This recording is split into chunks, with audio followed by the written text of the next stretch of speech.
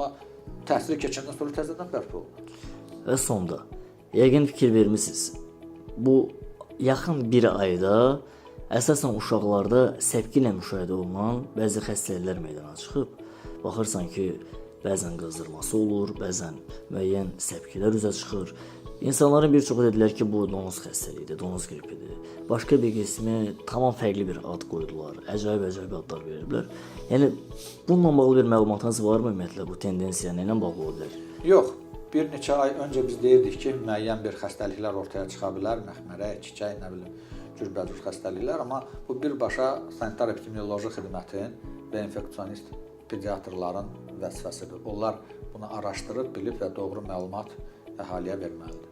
Həmin dediyiniz şeylərlə bağlı ola bilməz bu?